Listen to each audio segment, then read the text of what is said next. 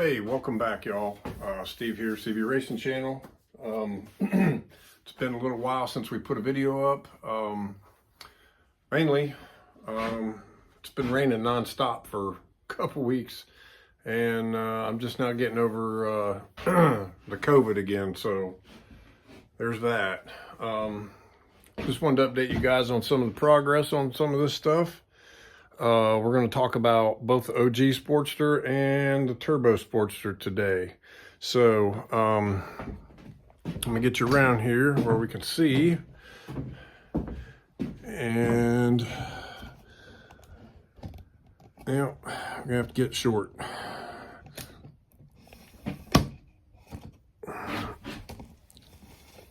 There we go. Okay, so this is the back wheel off of the 95 GSXR 1100. The axle is exactly the same size. That's the axle out of the GSXR. And I just had to flip the front sprocket. All I had to do was take it off and flip it over so it's offset to the outside now. And believe it or not, these two sprockets line up for the chain. So some ups and downs on that whole deal. First of all, I had to unfortunately the 01 wheel right there was both rims are 5.5 inches wide, but the the newer model one, excuse me, the if you guys can see here, the hub sticks out past the rim quite a bit more. So what it was doing was putting that wheel skewed off to the left severely. Okay, so this one here is still off, but I wouldn't consider that severe. Like the other one was almost, I don't know, 1.5 inches off center. This one here is maybe 3/4 of an inch, like half of the disc. Looking at most of these bikes, again, if I could build my own swing arm and actually build the offset into the right side of it so the wheel rode in the center, what I would still have to do would be buy a front sprocket that was offset quite a bit to make up for it. So the only modification to any of it to put this early GSXR 1100 wheel on is this is the brake stay. Okay, so I need to mill this side down. This is the side that faces the swing arm. I need to mill that down essentially till it's about flush with this plate, and then that will actually fit with the stock axle, stock nuts, stock spacers, all stock spacers with the exception of this one needing modified. So that pretty much takes care of that. Once I get, I'm probably gonna have to get Walter to mill that thing down for me a little bit, but once I get that taken care of, then I'll be able to get that wheel on there. I'm sorry about this camera work, y'all. We get that wheel on there. So I did, believe it or not, I put the Katana wheel, which is this one right here. I put that on there, but and it lined up pretty decent. Problem with that one is the tire is about as wide as the front tire. So if I wanted some traction, some surface area, I needed to go with a bigger wheel. And the good news is, like I had mentioned before, we're going to take the air shifter and the shift light off that Gixxer for Walter's soft tail. So I decided I don't really want to try to fool with selling the bike. What I'm going to do is part it out. I'm going to save the front end off of it, and I'm going to save that wide back wheel for the next upcoming project that I got coming up. Not the giveaway bike. The giveaway bike is essentially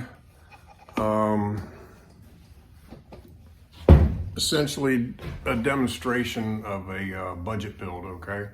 So that's a completely different subject.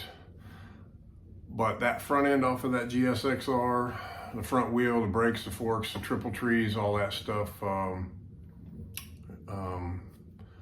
and then that other wheel.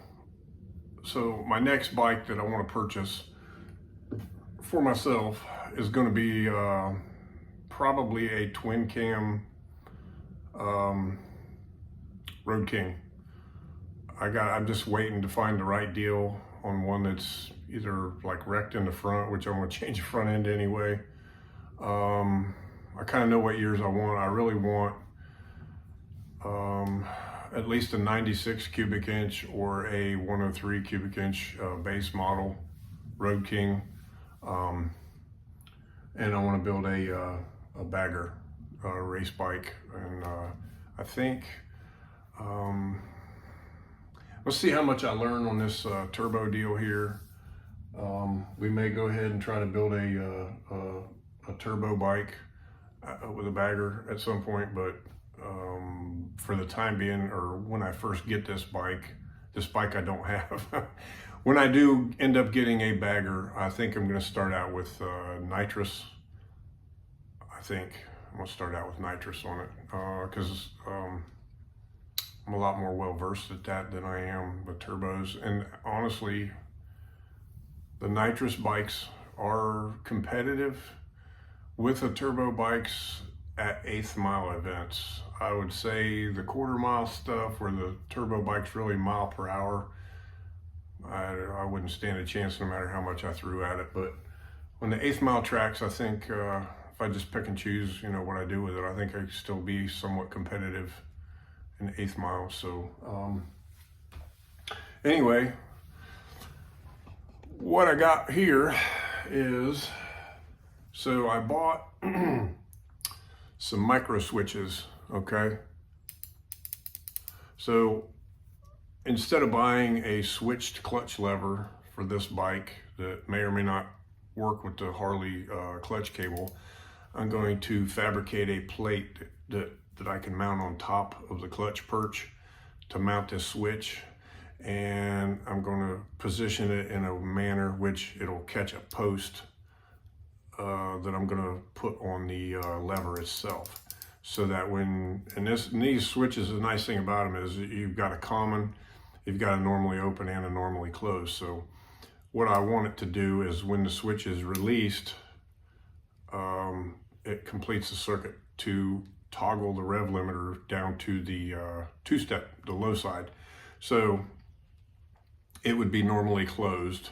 That's how I would wire it. And then when the clutch comes out and this is tripped, it rolls it back over to the high side. So that's how I'm going to set up the two-step on this turbo bike. I think I bought a 4-pack of these on Amazon for like $7, and it's a pretty standard micro switch. So there's not much to it. And I've got 4 of them. So there will be several spares in the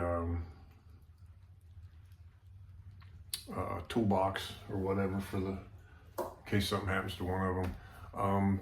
Probably I also intend to put some nitrous on the OG Sportster at some point. I want to buy a better set of cylinder heads for it. Now it does have the Thunderstorm heads on it, but I think I want to get some 04 to 06 cylinder heads and send them up to Chad Hart at XLXB, have him match them up to a piston and cylinder kit, maybe an 88 or a 90 inch kit for that bike. and send the flywheels out, get them built with a good set of rods, and I'd probably put some spray on that one. That bike will be 66 to 67 inch wheelbase. If I really run the wheel up tight in the front, maybe let the front end down a little bit more, I can get 66 inch wheelbase. This bike here, on the other hand, is 70 inch. So the All Harley World Shootout's pretty adamant about no power adders on a Sportster in the non-bagger class, but I believe I saw one or two other organizations that are considering allowing power adders on them, but they're going to limit the wheelbase on them. So I'm going to see how that goes this year, how they do it, how it runs, whatever, who shows up for it, what they're doing. And like I said, that's probably a next winter project for the OG right now. I'm just working on getting it back together in a bracket and hopefully an 1150 index capacity. Let's talk a little bit about the turbo bike. So I have a diaper, okay, for that bike. It's an oil catch. So I believe it comes with a spare. Indeed it does. This thing basically cradles the engine in case of a catastrophic failure. It's going to keep the oil and hopefully engine parts off of your back tire. It's made by Twitches Stitches. Y'all can find them on Facebook. I think it's a leather shop, but this lady does really nice work, pretty reasonable prices, and that's what we're going to put on this bike for sure. Also, the motor mounts. These are aluminum to replace the rubber bushing motor mounts on this bike. The amount of power and stuff that I'm going to be making with this, I don't feel comfortable with those rubber mounts because I've actually seen them fail on stock bikes. So with age, and this one here is an 07, so it's 17 years old. So those mounts are probably getting pretty bad. But these are the front ones. Okay, they replace that rubber deal. They go in the fit in the case, and this is the rear. They do make these are lowbrow customs parts, and they did make a little decorative cap to screw on here to cover the hole for whatever reason they would do that. It's chopper stuff, man. So when you're trying to hardtail a 04 up Sportster, this rubber mount, you need to put those in there so you don't pitch a chain off of it or whatever. But my intention is to just get that engine solid. This is not about quality of the ride, it's about stability. Secondly, the rear engine mounts also have the swing arm passing through them. So I just feel a little uneasy about putting that much power to this thing and that engine squirming around. You know, maybe it'll chuck the chain off of it or something at some point, but I feel a lot better with those solid mounts in there. Now, they are a huge pain in the ass to put in. The front ones aren't too bad. You have to take the upper mount and the front mount off, and then when you take the front lower motor mount loose, you have to jack the engine up. There's a guy on YouTube here that done a video on changing out rubber mounts. There's a couple of them. Anyway, it's the same deal. Just get the rubber one out, put the aluminum one in, put it back together. The back one, on the other hand, I'm gonna have to loosen the chain, drop the chain, and the swing arm has to be disconnected from it to get to those mounts. So it's gonna be a job. I may or may not document that, I don't know, but I'm really itching, ready to get this stuff going. We've got a 10 race schedule planned for this year, and it's mostly, there's a few AMRA races, AHDRA races and some All Harley World Shootout races. And I also want to attend the A1 Cash Days at Shadyside. Worst case scenario, I can go there and enter the bracket ET class, I guess. But so nothing I've got really fits into any classes other than index classes. So I'm working on that. It's just a long-term thing. We're hoping this spring to upgrade from the old van to a motorhome so that we'll be a lot more comfortable at the races. I don't mind sleeping in the back of the van, but taking a trucker bath in the parking lot, it's be nice to have a shower. So again, I apologize. It's been a while, guys, but things are happening slowly. Once I get this wheel, I got to order another sprocket. Like I said, the sprocket I bought for that late model wheel won't fit that early model, so I'm going to give that sprocket to Walter for his soft tail instead of just throwing $100 in the trash can, or hoping I can sell a 53.2 sprocket to somebody with a jack bike, which is not going to happen unless they want to do stunts. I'll give that one to Walter for his soft tail. That'll save him some money there. We can always just put a little bit bigger front one on there. He's got to buy one anyway. To help out with that, so because that Evo Big Twin's not going to need near as much gearing as a Sportster, so, or maybe it will. Hell, I don't know. We'll figure it out. But that's coming soon too. By the way, he's got some parts gathered up. We're going to get ready to start bringing you guys some content on that Softail. So I want to say thanks for watching. Thanks for liking. Don't forget to comment. I'd love to hear from you. And please consider subscribing if you haven't already. Thank you. Have a good day.